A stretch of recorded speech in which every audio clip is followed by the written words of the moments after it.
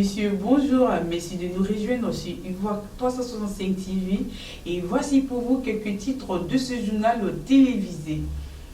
Recueil des parrainages citoyens pour les présidentielles en Côte d'Ivoire.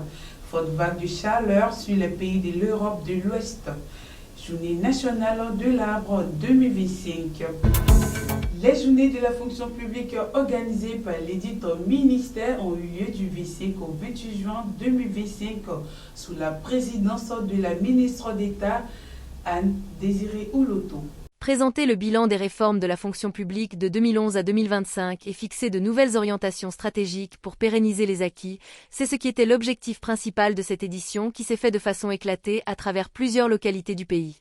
Des panels, des expositions et des cérémonies de distinction ont ainsi permis d'honorer les meilleurs fonctionnaires de l'État au cours de ces journées. Vous n'avez pas d'autre choix que de bondir sur le concept ivoirien nouveau, monsieur le ministre directeur de cabinet, pour proposer à mes collaborateurs l'avènement du fonctionnaire nouveau à partir de la fonction publique.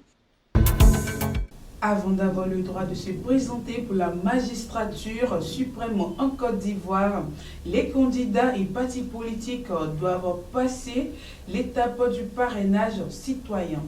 Recueillir au moins 1% des voix dans au moins 17 régions et au district de leur choix, c'est la quête que les candidats et partis politiques désireux de se présenter au présidentiel d'octobre 2025 en Côte d'Ivoire suivent depuis le mardi 2 juin et dont le délai est prévu pour le 26 août. Le parrainage citoyen vise à limiter les candidatures fantaisistes, vu l'importance de la fonction à occuper. Le dépôt des candidatures officielles sera quant à lui ouvert du 26 juillet au 26 août 2025. La collecte de parrains se fera sur la base de la liste électorale définitive, comme souhaité par les partis politiques, à la lumière des enseignements tirés de l'élection présidentielle de 2020. En Côte d'Ivoire, la flore et des grands patrimoines à préserver. Et c'est en ce sens qu'une journée nationale est dédiée à l'arbre géant et maître des forêts. Pour la paix, je plante un arbre. C'est sous ce thème que s'est déroulée ce samedi 5 juillet 2025 à Kong, la cérémonie de la journée nationale de l'arbre. Elle était placée sous le patronage du Premier ministre Begré Mambé, représenté par le président du CESEC, Eugène Aka Ouélé pour l'occasion. Le ministre d'État Téné Birahima Ouattara ainsi que les ministres Assaoré Jacques Conan et Laurent Tchagba étaient présents aux côtés des populations pour prendre part à cet événement majeur mettant encore plus en valeur la nature et l'importance de sa préservation.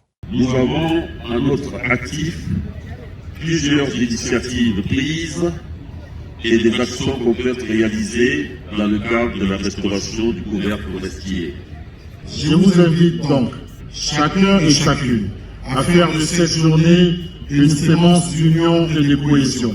Que ce geste simple, planter un arbre, résonne comme un engagement sincère envers notre planète et envers notre prochain.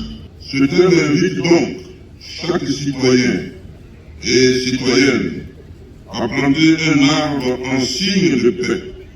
Je vous invite à intégrer le pratique et la protection de l'environnement dans votre quotidien. Mesdames et messieurs, le thème de cette édition, pour la paix et planter un arbre, porte en lui-même un sens incommensurable en raison de ce qu'il met en relation l'arbre, ressource d'existence, et la paix, valeur essentielle d'existence, sans laquelle rien de bon, rien de beau, rien de vrai ne peut être.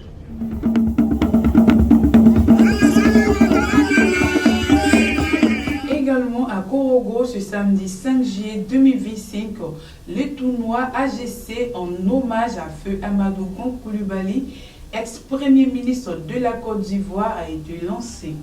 Cette compétition de football réunira 32 équipes pour une durée d'un mois avec 5 millions de francs CFA de récompense pour l'équipe championne. Cette année 2025, le tournoi est parrainé par Amadou Coulibaly, tandis que Téné Birahima Ouattara en est le patron et le comité d'organisation a décidé d'instaurer une journée dédiée aux traditions culturelles afin d'innover. En Europe, la canicule bat son plein et la chaleur allonge encore plus les journées.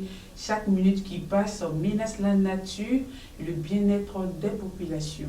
Les pays de l'Europe de l'Ouest, dont l'Italie, l'Espagne, la France et les Pays-Bas, font face à une forte vague de chaleur dont la température record avoisinerait les 46 degrés en Espagne.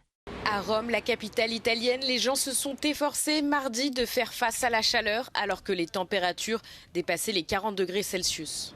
Le ministère italien de la Santé a émis des alertes rouges à la chaleur pour 17 villes d'Italie, dont Rome, Florence et Turin. En France, la montée en flèche des températures cette semaine a mis en évidence la façon dont l'architecture historique de Paris met en danger les populations vulnérables. D'un côté, les façades en calcaire et les canyons urbains denses piègent et irradient la chaleur longtemps après le coucher du soleil. De l'autre, ces immeubles d'habitation du 19e siècle sont mal isolés. Les experts ont établi un lien entre l'augmentation de la fréquence et de l'intensité des phénomènes météorologiques extrêmes et le changement climatique. Les scientifiques avertissent que ces phénomènes deviennent de plus en plus fréquents, en particulier dans la région méridionale de l'Europe. Merci de toujours suivre Ivoire 365 TV pour plus d'actualités à chaud.